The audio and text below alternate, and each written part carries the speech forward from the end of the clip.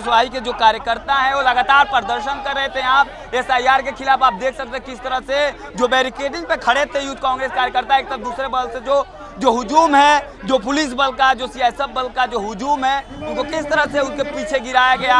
ये युवाओं की आवाज दबने वाली नहीं है, एक आंधी बनकर इन सड़कों पे गूंजेगी। 65 लाख वोटर बिहार के इन्होंने गायब कर दिए। अरे शर्म आनी चाहिए इलेक्शन कमीशन को। ये इलेक्शन कमीशन साफ साफ नरेंद्र मोदी सरकार से मिली हुई है, बीजेपी से मिली हुई है और भ्रष्टाचार करके बीजेपी की सरकार बना है। अगर इस देश के अंदर संविधान को खत्म किया जाएगा तो इस देश का विपक्ष एकजुट होकर के देश के अंदर मतदान नहीं करेगा। नरेंद्र मोदी जी, होश में आ जाओ, बहुत हुई तुम्हारी तानाशाही, तुमसे देश नहीं चल रहा है तो कुर्सी छोड़ो। आप उसको आगे आने दीजिए, आप ये गलत काम मत कीजिए। देखिए आप है ना कैमरा घुमा के दिखाइए इनको। और चुनाव आयोग में कोई अंतर रह ही नहीं गया है। नमस्कार दोस्तों, मैं श्रवण कुमार, आप देख रहे हैं नेशनल दस्तक और मैं इस समय एनएसयूआई के जो ये दफ्तर है, आप देख सकते हैं यूथ कांग्रेस का जो दफ्तर है, मैं ठीक उसके सामने हूँ। और जो ये एनएसयूआई के जो कार्यकर्ता हैं वो लगातार प्रदर्शन कर रहे थे यहाँ एसआईआर के खिलाफ। आप देख सकते हैं किस तरह से जो बैरिकेडिंग पे खड़े थे यूथ कांग्रेस कार्यकर्ता, एक तरफ दूसरे बल से जो हुजूम है, जो पुलिस बल का, जो सीआईएसएफ बल का जो हुजूम है, उनको किस तरह से उनके पीछे गिराया गया। और आप देख सकते हैं दूसरे तरफ यहाँ पे डिटेन भी किया गया है कुछ यूथ कार्यकर्ताओं को। और इन लोगों का साफ साफ मांगना है कि जो एसआईआर की जो रिपोर्ट है, ये जो 51 लाख लोगों के जो नाम कट रहे हैं, ये इसमें सीधा फर्जीवाड़ा है। आप देख सकते हैं यहाँ पे किस तरह से दो शिफ्ट में यहाँ पे बैरिकेडिंग लगाया गया है। उसके बाद भी जो यूथ कांग्रेस कार्यकर्ता है वो लोग बाहर निकलकर प्रदर्शन करना चाहते हैं। और आप देख सकते हैं उनके पोस्टर बैनर उनके हाथों में है, एसआईआर मतलब वोट की चोरी। सोचिए कितनी बड़ी बात उस पोस्टर में लिखी गई है कि एसआईआर जो एसआईआर है, मैं इसके बारे में आप लोगों को बता दूं तो ये स्पेशल इंटेंसिव रिवीजन होता है। इसके तहत जो चुनाव आयोग है वो जांच पड़ताल करता है और वहाँ पे ये रिपोर्ट उसने जारी किया है। तो ये देख सकते हैं खिलाफ आंदोलन करेगा। आप युवाओं की आवाज दबाना चाहते हैं, ये युवाओं की आवाज दबने वाली नहीं है, एक आंधी बनकर इन सड़कों पे गूंजेगी आने वाले टाइम पे। अरे मैडम, वोट चोरी कहाँ होने दे रहे हैं? देश के 65 लाख वोटर बिहार के इन्होंने गायब कर दिए। अरे शर्म आनी चाहिए इलेक्शन कमीशन को, ऐसी ही बात करता है। ये इलेक्शन कमीशन साफ साफ नरेंद्र मोदी सरकार से मिली हुई है, बीजेपी से मिली हुई है और भ्रष्टाचार करके बीजेपी की सरकार बनाना चाहती है। बहुत बढ़िया बात कही है उन्होंने। अगर इस देश के अंदर संविधान को खत्म किया जाएगा तो इस देश का विपक्ष एकजुट होकर के देश के अंदर मतदान नहीं करेगा, इलेक्शन नहीं लड़ा जाएगा और यहीं से संविधान के लिए हमारी लड़ाई चालू हो जाएगी।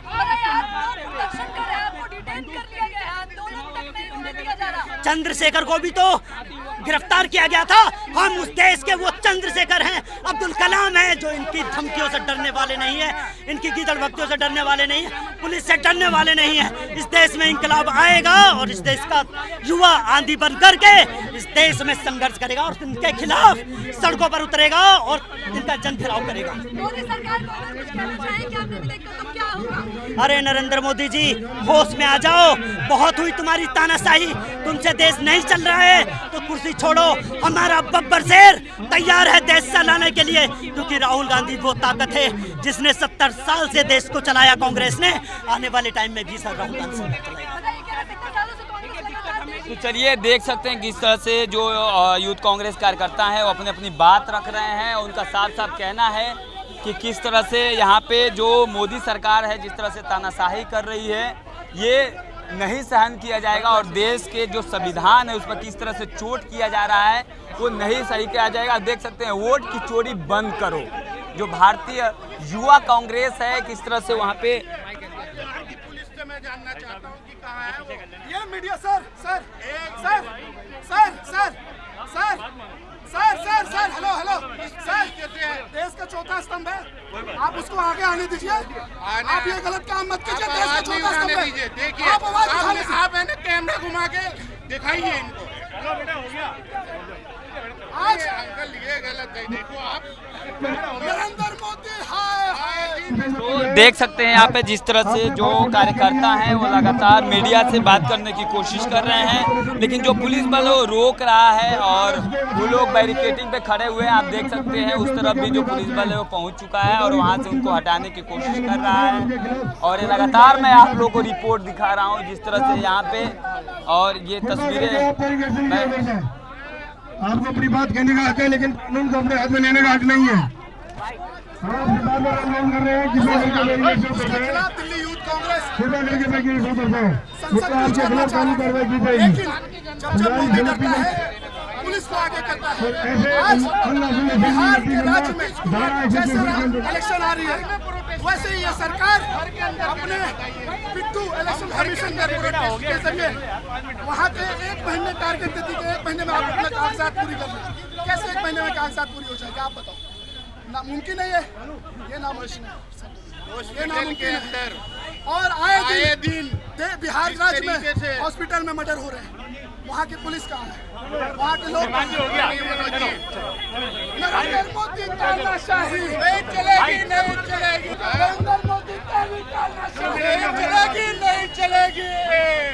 तो ये देख सकते हैं जिस तरह से यहाँ पे प्रोटेस्ट लगातार चल रहा है और इनका साफ साफ कहना है कि ये जो प्रोटेस्ट है ये लंबा चलेगा और जब तक सरकार झुकेगी नहीं हम लोग लगातार प्रोटेस्ट करते रहेंगे। आप चारों तरफ देख सकते हैं जिस तरह से जो पुलिस बल है, जो एसएसएफ के जो जवान हैं वो लगातार लगाए हुए हैं यहाँ पे, और दूसरे तरफ आप देख सकते हैं किस तरह से जो यूथ कांग्रेस कार्यकर्ता हैं वो भी सड़कों पे उतर रहे हैं और यहाँ पे डिटेन भी किया जा रहा है लगातार। बीजेपी और चुनाव आयोग में कोई अंतर रह ही नहीं गया है, नहीं कोई अंतर नहीं रह गया बीजेपी और चुनाव आयोग। ये भ्रष्ट सरकार है, ये संविधान को खत्म करना चाहती है, इस देश के लोगों को खत्म करना चाहती है, इस देश को ही बल्कि न्यायालय पे भरोसा नहीं रहा आपका। अरे आपने देखा ना वो जज के पास 400 करोड़ पकड़ेगा। तो आप देख सकते हैं जिस तरह से यहाँ पे जो यूथ कांग्रेस कार्यकर्ता है उनको किस तरह से डिटेन करके लेकर जाया जा रहा है।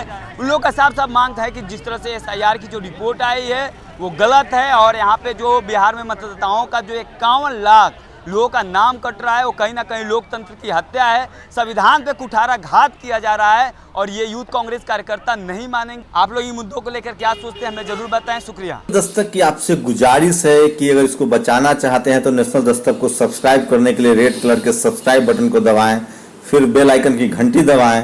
नेशनल दस्तक को बचाने के लिए बहुत जरूरी है कि हर खबर को शेयर करें, लाइक करें, कमेंट जरूर करें।